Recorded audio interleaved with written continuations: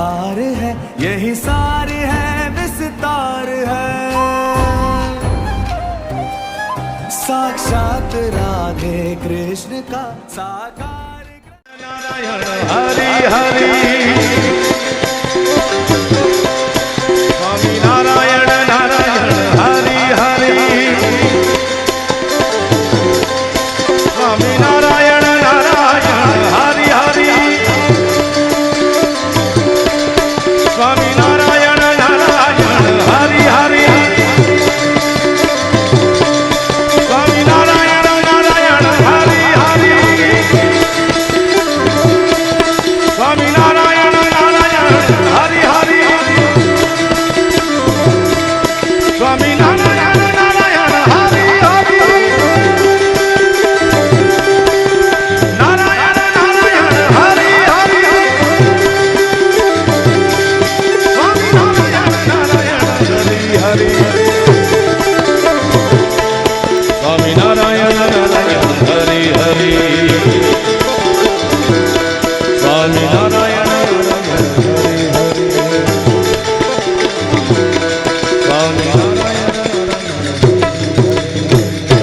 स्वामी नारायण नारायण हरि हरि,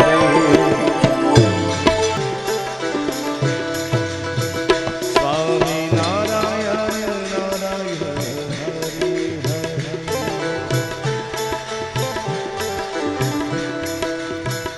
स्वामी नारायण नारायण हरि हरि।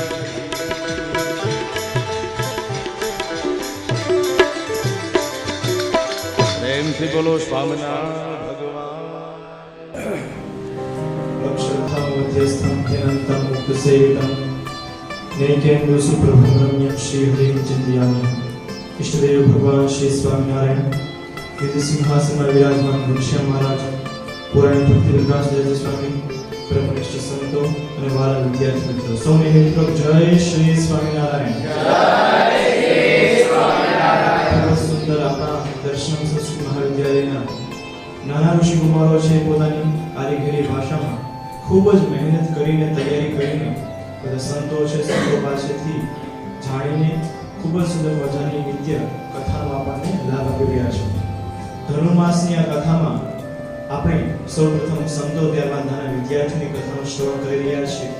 એમાં આજના કથાકાર આજના વ્યાસાસને વિરાજમાન એનું નામ છે હેમાંશ, કે જે આપણે આજે એક અલગ જ વિષય ઉપર કથા કરવાના છે, કે જે વિષયનું નામ છે ઘટપણમાં ગોવિંદ ભજાશે નહીં, કે જે વિષયમાં આપણે ખૂબ જ સુંદર રીતે જાણીશું કે કઈ રીતે આપણે આપણા બાલ્યાવસ્થામાં ભગવાનના નામ સંકીર્તન સાથે આપણે ભજન કરીને ભગવાનને પ્રાપ્ત કરવાના છે। અને વિશેષ રીતે કે તે અંગ્રેજી ભાષાના ખૂબ જ જાણકાર છે, ઇંગ્લિશ મીડિયમમાંથી ભણીને આવ્યા છે એટલે ફ્લુઅન્ટ ઇંગ્લિશ પણ સાથે બોલી શકે છે। તો આજની કથાના અમુક પ્રસંગો છે તે ઇંગ્લિશમાં કહી અને બધા જ વિદ્યાર્થીઓને ખૂબ જ સારી પ્રેરણા આપવાના છે। તો આપણે પણ વિદ્યાર્થીઓએ ખૂબ જ આમાંથી પ્રેરણા લેવી જોઈએ કે આપણે ખાલી ગુજરાતી ભાષામાં જ નહીં પરંતુ આપણા ગુરુવર્ય માધવભાઈ સ્વામીજી હંમેશા આપણે સૌ કોઈને પ્રેરણા આપતા હોય છે કે એક એક વિદ્યાર્થી એક એક ગુરુકુલ છે અને સમગ્ર વિશ્વમાં આપણી સંસ્કૃત અને સંસ્કૃતિનું જે જ્ઞાન છે ને પહોંચાડવા માટે આપણે સૌ કોઈ તૈયાર થવાનું છે। અને સમગ્ર વિશ્વમાં અનેક ભાષાઓમાં અંગ્રેજી ભાષા ખૂબ જ પ્રચલિત છે। તો આપણે સૌ કોઈ ઋષિકુમારો સંસ્કૃતની સાથે સાથે અંગ્રેજી ભાષામાં પણ ખૂબ જ સારી રીતે પ્રયાસ કરીએ અને ખૂબ જ સારી રીતે તૈયાર થઈ અને આપણા ગુરુકુળના આપણા સ્વામી સંપ્રદાયના અને સંસ્કૃત અને સંસ્કૃતિના જે સંદેશાઓ છે એને મૂળ રૂપે પ્રસરાવીએ એવી આપણે ગુરુવર્ય માધવપ્રજાજી સ્વામીજીની પણ ખૂબ જ પ્રેરણા છે। આજના વક્તાશ્રીના પૂજનના આજના યજમાન છે દવે કૃષ્ણ, તો આવી અને વક્તાશ્રીનું અને વ્યાસપીઠનું પૂજન કરશે।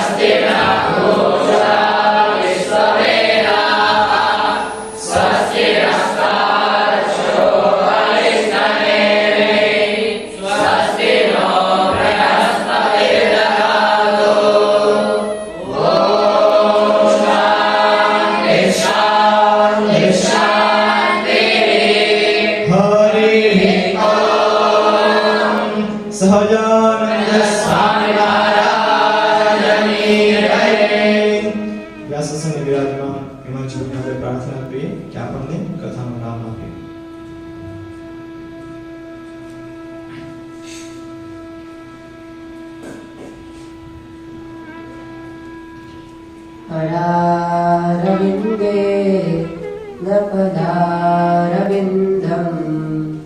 मुखारविन्दे विनिवेशयन्तं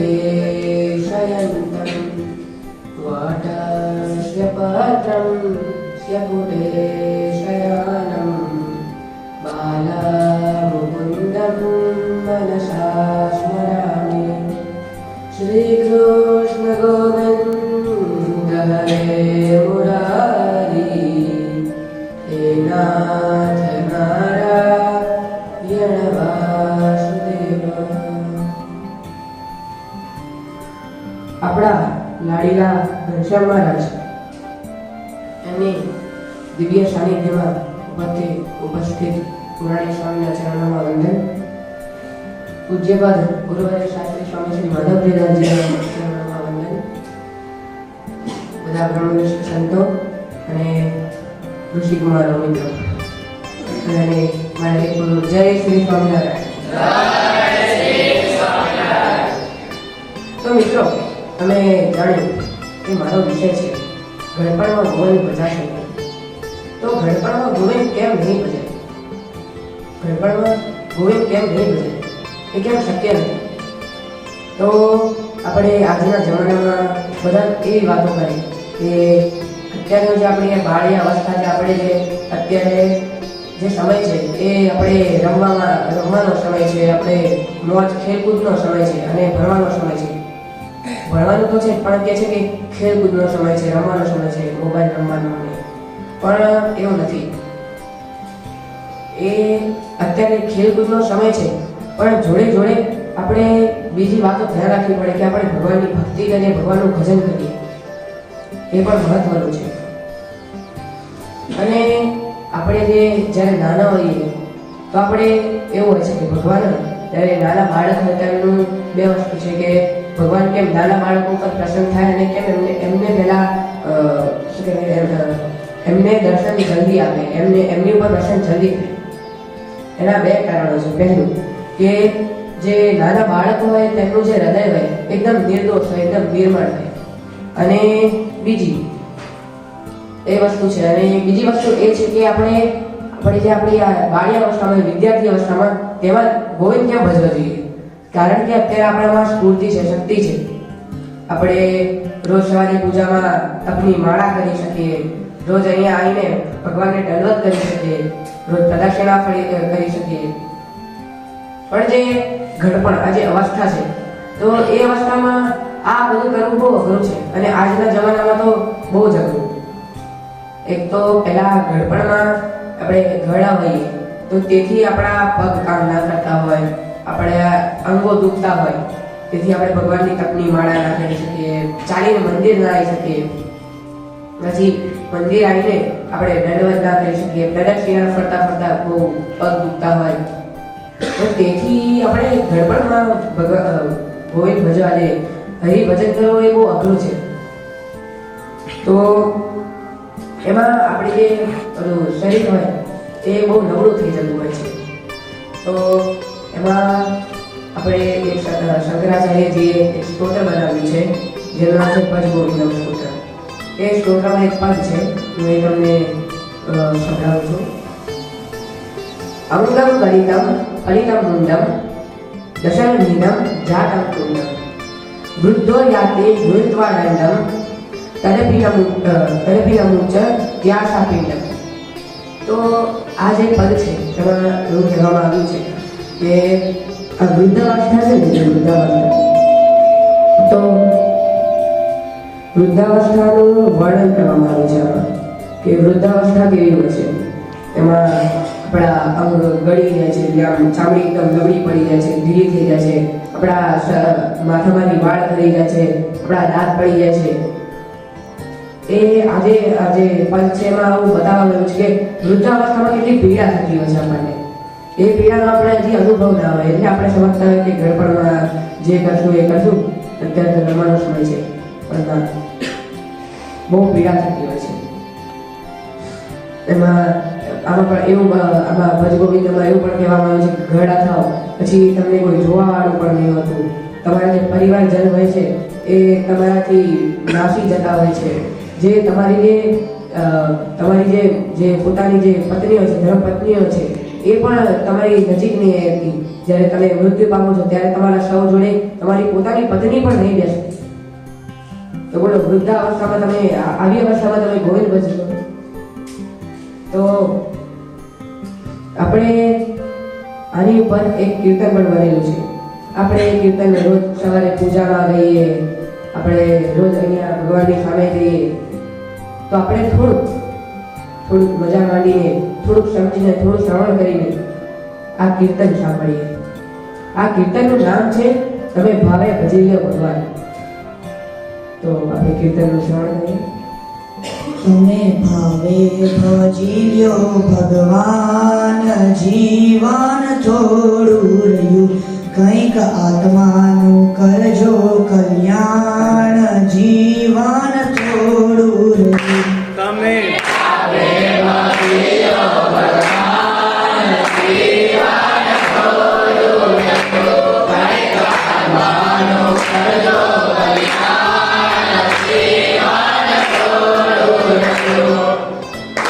બાળપણ જુવાનીમાં અડધું ગયું, મારી ભક્તિમાં પગમાં પડલું ભર્યું.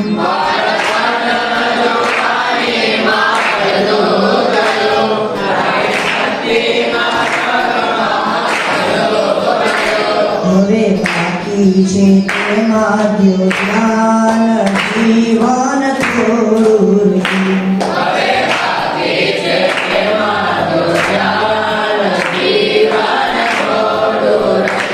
પછી ગઢપણમાં ગોવિંદ ભજાશે નહીં, લોભ વૈભવ ધન તજાશે નહીં. જો મિત્રો, આપણે આજે કડી આજે ગાઈ કે ગઢપણમાં ગોવિંદ ભજાશે નહીં, લોભ વૈભવ ધન ચજાશે નહીં. તો એમાંથી આપણને ખબર પડે છે કે મેં જે વાત કરી એ રીતે એ ગઢપણમાં આપણે ગોવિંદ નહીં ભજી શકીએ. મેં જે દુઃખ કીધા, જે પીડા કીધી એ રીતે પછી આપણે ઘરડા થઈ જઈશું. મેં કીધું કે કેવી અવસ્થા હોય તેમાં આપણે જેટલું પણ આપણે ધન નાખીએ, આપણે દવાઓ ખર્ચીએ, પણ છેલ્લે એક જ વસ્તુ થવાની છે, આપણી મૃત્યુ આવવાની છે. અને મૃત્યુ આવે પછી આપણે ક્યાં જઈશું? આપણે તો ભગવાનના ધામને પામવું હોય, આપણે મોક્ષ પ્રાપ્ત કરવો હોય. તો તે માટે આપણે અત્યારથી, આપણે જે વિદ્યાર્થી અવસ્થા છે ત્યારથી આપણે ભગવાન અને ભગવાનનું ભજન ચાલુ કરી દેવું જોઈએ, ભગવાનની ભક્તિ ચાલુ કરી દેવી જોઈએ. તો આગળ શ્રવણ કરીએ. લોભ વૈભવમાં મસ્તાન, જીવન થોડું રહ્યું.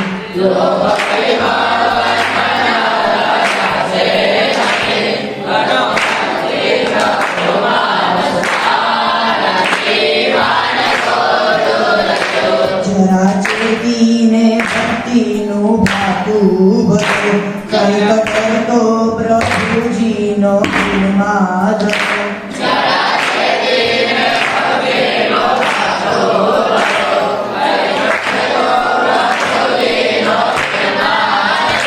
છીએ થોડા દિવસના મહેમાન, જીવન થોડું રહ્યું.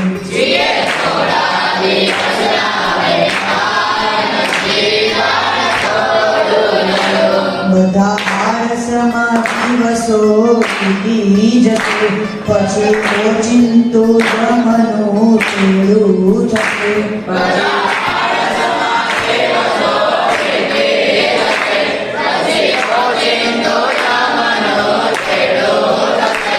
તો જો આજે ઘડીએ એમાં કહેવામાં આવ્યું કે પછી યમનું તેડું થશે.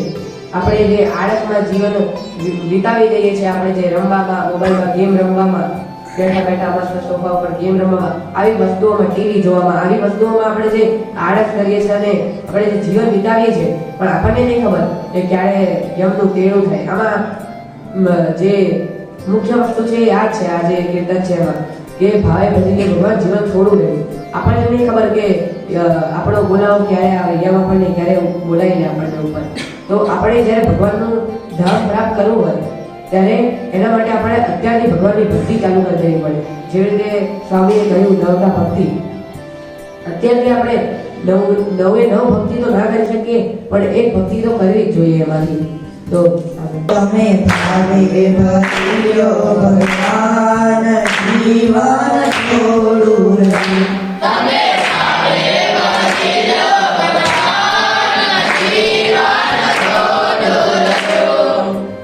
તો મિત્રો આપણે આ કીર્તનમાં જાણ્યું કે ગળપણમાં ગોવિંદ ભજાશે અત્યારથી નાની અવસ્થામાં આપણે ગોવિંદનું ભજન શરૂ કરી દેવું જોઈએ. તો આપણને આવી પ્રેરણા ક્યાંથી મળે? તો એવા બે ચરિત્રો છે, આપણે થોડા 12 ચરિત્રો સાંભળીએ. એવા બે ચરિત્રો છે હું તમને આજે કહેવાનો છું, તો મેં ધ્યાનપૂર્વક સાંભળજો.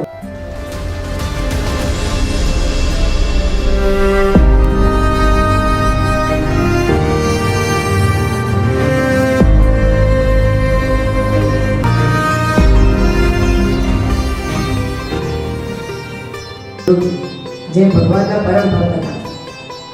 તો ધ્રુવજીની કથા કંઈક એવી છે કે ધ્રુવજીના પિતા હતા, જે સમ્રાટ હતા, રાજા હતા. એમનું નામ હતું ઉત્તરપાલ.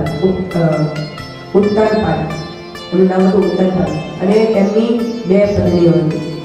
એકનું નામ હતું સુનીતિ અને બીજીનું નામ હતું સુરુચિ. સુનીતિ અને સુરુચિ. તો એમાંથી જે રાજા હતા એ સુરુચિને વધારે પ્રેમ કરતા અને જે સુનીતિ છે એને ઓછો પ્રેમ કરતા.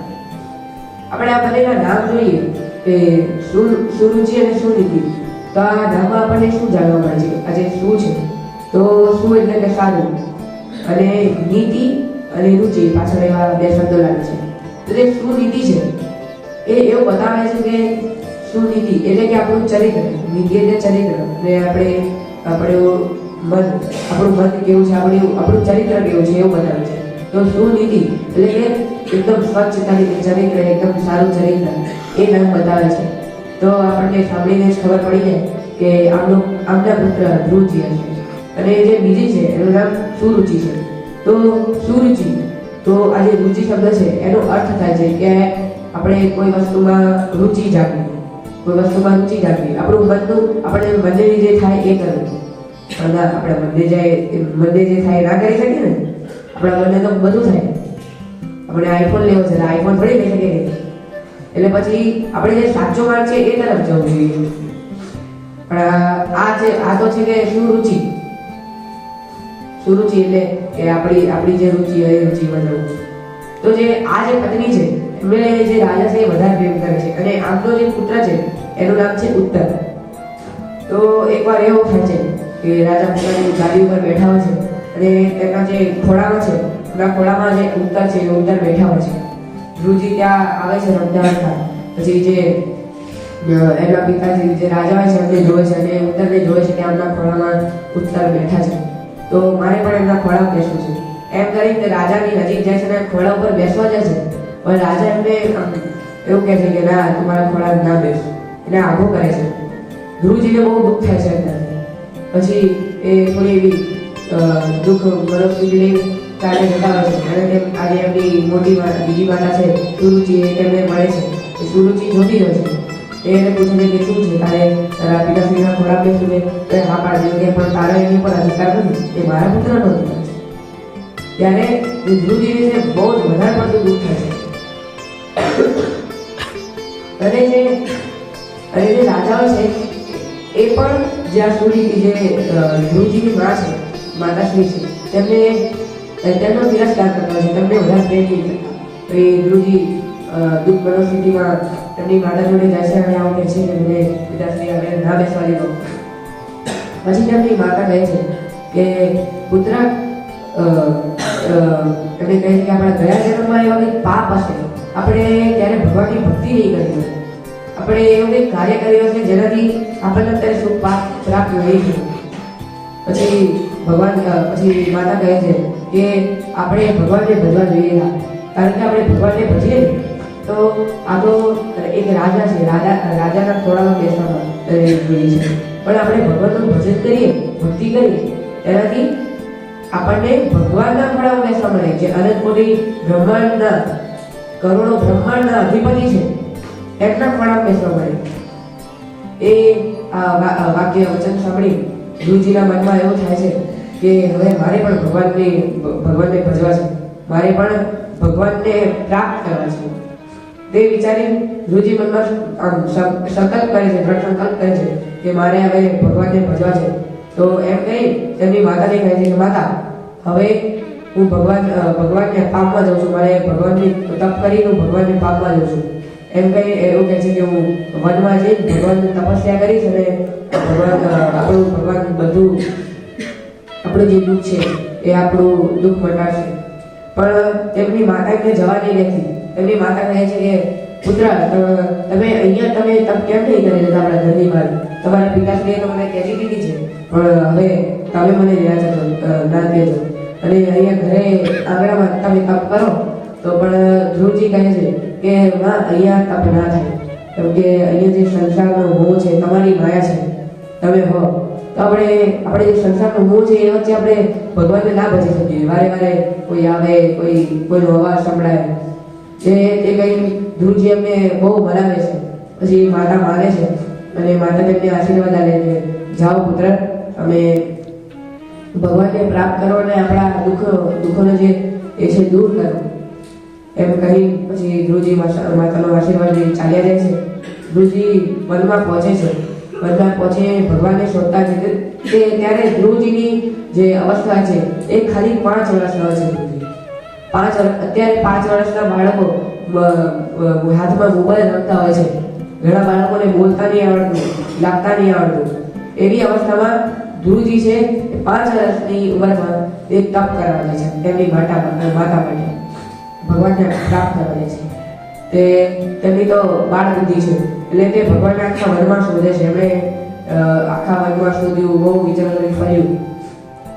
પછી તેમણે જે નારદ મુનિ છે, આપણને ખબર છે કે એ તો આખા બ્રહ્માંડમાં ફરતા હોય છે, એમને બધી જાણ હોય છે. તો તે ધ્રુવજીનું દુઃખ જોઈ એમની પાસે આવે છે કે પછી એમની પાસે આવીને એમને પૂછે છે એવી રીતે કે એમને જાણને ખબર નથી. એવી રીતે ધ્રુવજીને પૂછે છે કે ધ્રુવજી, તમે આવી રીતે કેમ મનમાં વિચાર કરો છો, કેમ ફરો છો, કોઈને શોધો છો? તો કે હા, મારે ભગવાનને પ્રાપ્ત કરવા છે.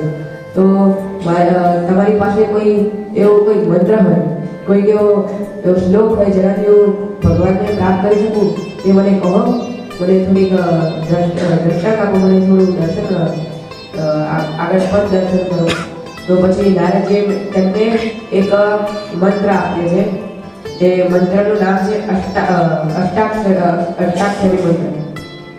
મંત્રનું ઉચ્ચારણ કરું છું, પછી તમે ઉચ્ચારણ કરજો. ઓમ નમો ભગવતે વાસુદેવાય.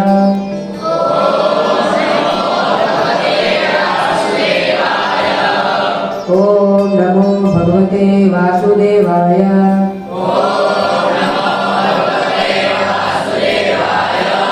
આવો મંત્રનો ઉચ્ચાર કરતા એટલે પેલા નારદજી તેમને સમજાવે છે કે આ મંત્ર છે, આ મંત્ર તમને બોલતા માળા કરવાની, આ મંત્ર બોલતા તમને ધ્યાન કરવાનું.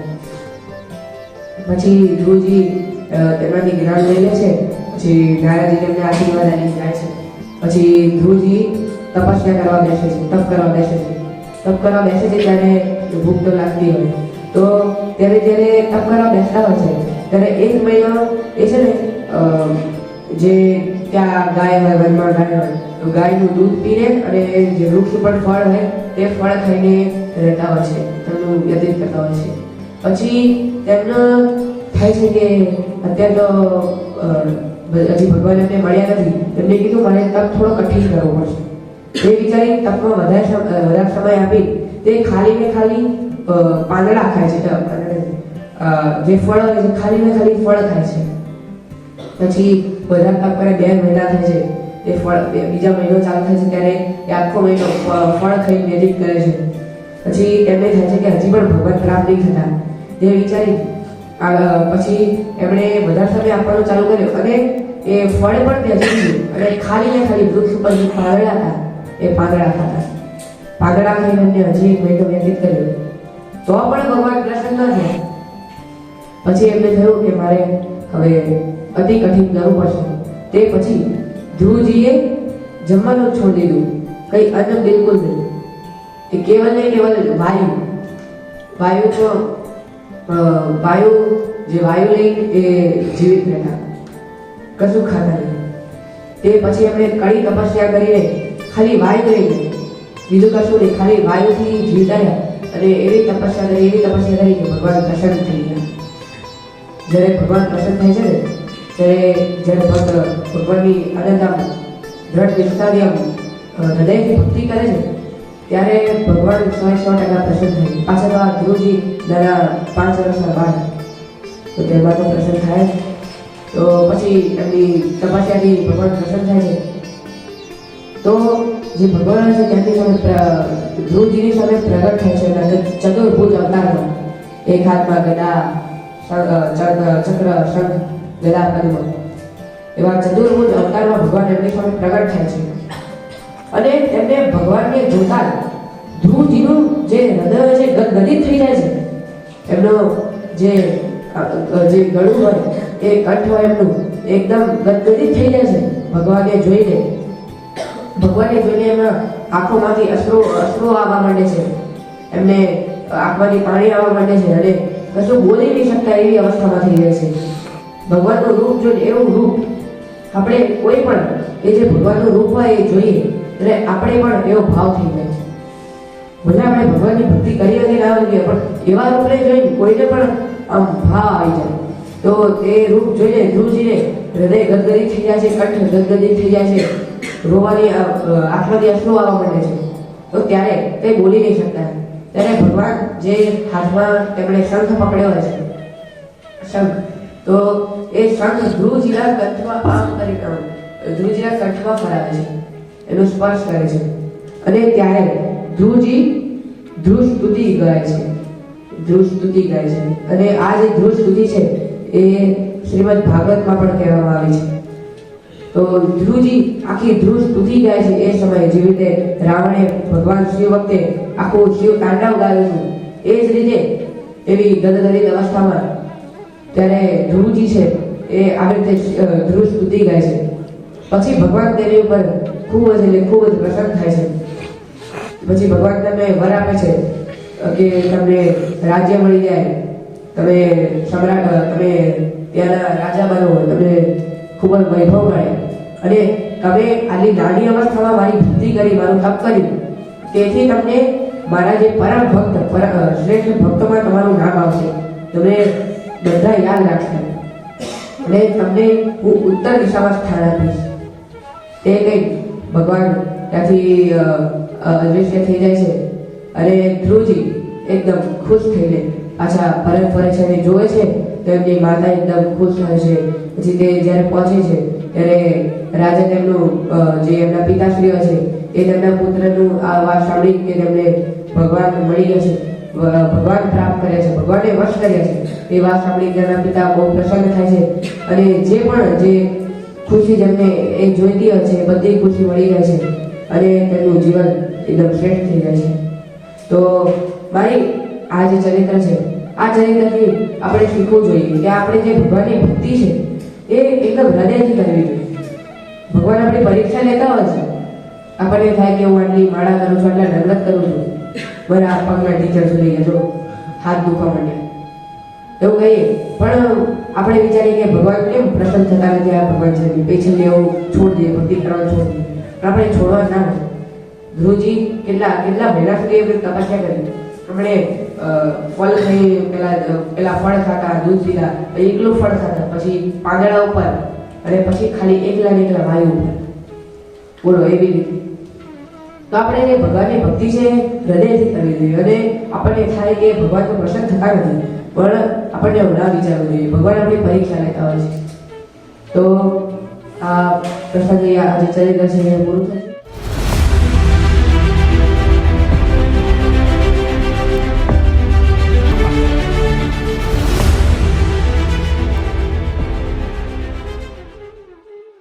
તો હવે જે હું બીજું ચરિત્ર કહેવા માંગુ છું એ જે ચરિત્ર છે તો એ ચરિત્ર હું ઇંગ્લિશમાંથી અંગ્રેજી ભાષામાં કહેવાનું છું.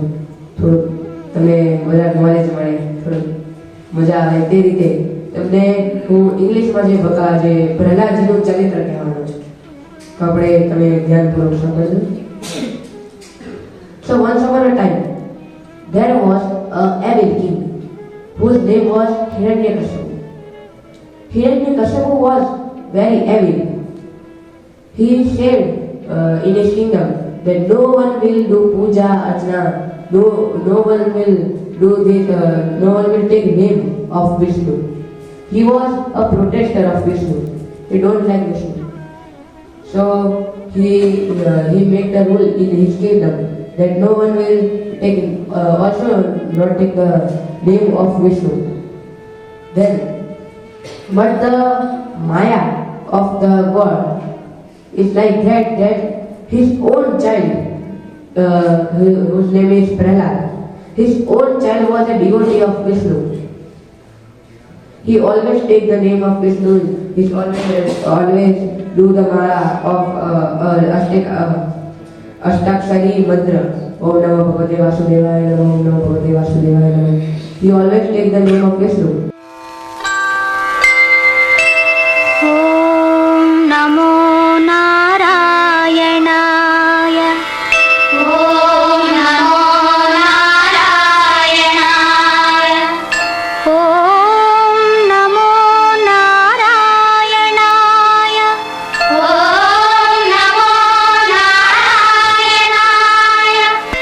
ॐ नमो नारायणाय ॐ नमो When the evil king, the Hiranyakashipu knows that my own child is taking name of Vishnu, he is devotee of Vishnu, then he became very angry. He want to stop that. He many times he spoke to Prahlad that don't take the name of Vishnu. I am the God. I am the God of everyone. Vishnu is very bad. That like. So there also the Shraddha of Prahlad towards the Lord Vishnu was so much bonded. Like then also he didn't stop taking the name of Vishnu. Om Namo Bhagavate Vasudevaya Namo. Always he take the name. Then the Hiranyakashipu became more angry. Then he wanted to kill the Prahlad. He harassed the Prahlad many times. Once he threw the Prahlad from the valley. Once he tried many times. He tried to harass Prahlad and wanted to kill him because he was taking the name of Vishnu. But every time, because we know that Prahlad was Ananya Bhakt of Vishnu, so always taking the name. So every time when the Hiranyakashipu tried to kill the Prahlad, every time the Lord own himself came to that place, and every time he saved the Prahlad because of his bhakti, his devotee. He was very Ananya Bhakta of Vishnu. That's why we know his name. Every time, and we know the famous katha of Holika. Once upon a time, his sister Hiranyakashipu called his sister Holika to burn the Prahlad and kill him. When Holika came, he was very eager. Then I will kill the Prahlad. He was boon with the boon of Brahma. That whenever he catches the fire, the person he will never burn. But he used his boon in a bad way. So she made the plan. The soldiers, the king, evil king Hiranyakashipu said that make a bonfire. Then the Holika seated on the plan was that like the Holika will sit on that fire, and in her lap the Prahlad will be seated, and when will they burn the fire? Then the Prahlad will burn and Holika will be saved. But there was an opposite reaction. because of the Ananya Bhakti of that Prahlad. That time also Prahlad was when he seated on the lap of the Holika. He was taking the name of Vishnu. Om Namo Bhagavate Vasudevaya Namah. Narayan Narayan Narayan. He was taking the name of Vishnu. Because he was taking the name of Vishnu, he was saved.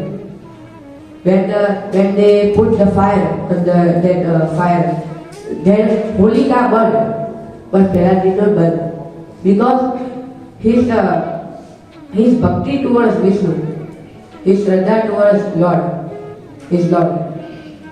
That's why આનાથી આપણને ખબર પડે છે. આપણે જેમ આગળ ધ્રુવની કથા સાંભળી, શ્રવણ કર્યું, આપણે પ્રહલાદની કથા સાંભળી, એનાથી આપણને ખબર પડે છે કે આપણે હૃદયથી ભક્તિ કરીએ ભગવાનની. મેં એમ કહ્યું કે જે પ્રહલાદ છે એ જ્યારે પણ તેમના પિતા એમને કંઈક હાનિ પહોંચાડવાની, કંઈક હાનિ કરે એવી કંઈ પ્રયત્ન કરતા, તો ત્યારે પ્રહલાદ ભગવાનનું નામ લેતા. આજે મેં જે તમને અષ્ટાક્ષરી મંત્ર કીધો એ મંત્રનો જપ કરતા, ભગવાનનું નામ લેતા, ત્યારે ભગવાન એમને બચાવવા આવતા. એ કે ભગવાન પ્રહલાદજીને વશ થઈ ગયા હતા. પ્રહલાદજીને, ધ્રુવજીને ભગવાન વશ કેવી રીતે થાય? આપણે એમની ભક્તિ કરીએ તો, અને એમની હૃદયથી ભક્તિ કરીએ ત્યારે. તો આપણે જે પ્રહલાદનું ચરિત્ર સાંભળ્યું, ધ્રુવજીનું ચરિત્ર સાંભળ્યું, આનાથી આજે ખાલી આપણે શું કરવાનું છે? આપણે શ્રવણ કરવાનું છે, અને શ્રવણ કરીને એનું આચરણ કરવાનું છે. તો આપણે પણ આનાથી પ્રેરણા લેવી જોઈએ કે આપણે પણ ભગવાનની ભક્તિ કરીએ, હૃદયથી ભક્તિ કરીએ, શ્રદ્ધાથી ભક્તિ કરીએ, તો ભગવાન આપણી પર પ્રસન્ન થાય, આપણી પ્રત્યે પણ ભગવાન વશ થાય. તો અંતિમમાં હું ખાલી ભગવાનને પ્રાર્થના કરવા માંગુ છું કે ભગવાન અમારા હૃદયમાં પણ એવી શક્તિ આલો, અમને એવી શક્તિ આલો કે અમે તમારી ભક્તિ કરી શકીએ, હૃદયથી ભક્તિ કરી શકીએ, તમારી માળા કરી શકીએ, તમારું ભજન કરી શકીએ, એવી અમને શક્તિ આલો, એવું મનોબળ અમને આલો. અને બસ એવું કહીને હું વિરામ આપું છું મારી કથાને. અસ્તુ. જય શ્રી સ્વામિનારાયણ.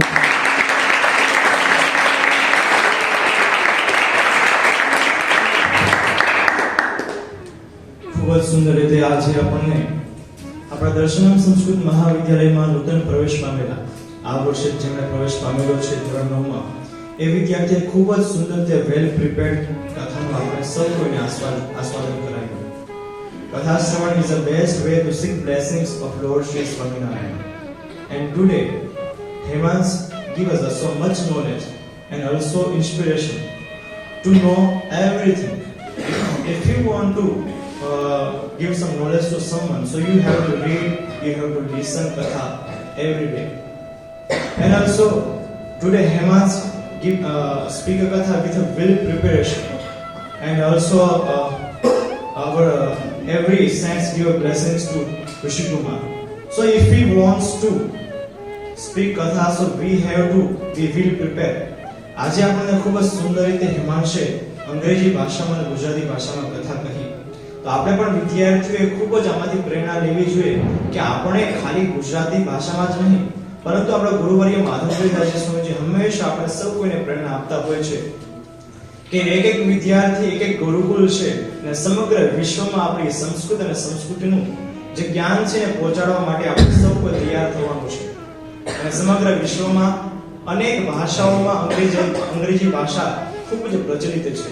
તો આપણે સૌ કોઈ ઋષિકુમારો સંસ્કૃતની સાથે સાથે અંગ્રેજી ભાષામાં પણ ખૂબ જ સારી રીતે પ્રયાસ કરીએ અને ખૂબ જ સારી રીતે તૈયાર થઈ અને આપણા ગુરુકુળના, આપણા સ્વામી સંપ્રદાયના અને સંસ્કૃત અને સંસ્કૃતિના જે સંદેશાઓ છે એને મૂળ રૂપે પ્રસરાવીએ, એવી આપણે ગુરુવર્ય માધવપ્રજાજી સ્વામીજીની પણ ખૂબ જ પ્રેરણા છે.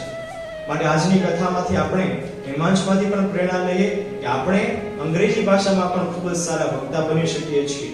તો ખૂબ જ સુંદર રીતે કથા કહી આજના વક્તાશ્રીને આપણે વિનંતી કરીએ કે પૂજ્ય સ્વામીજી પાસે જઈ અને સ્વામીજી એમને ખૂબ જ રૂડા આશીર્વાદ આપશે.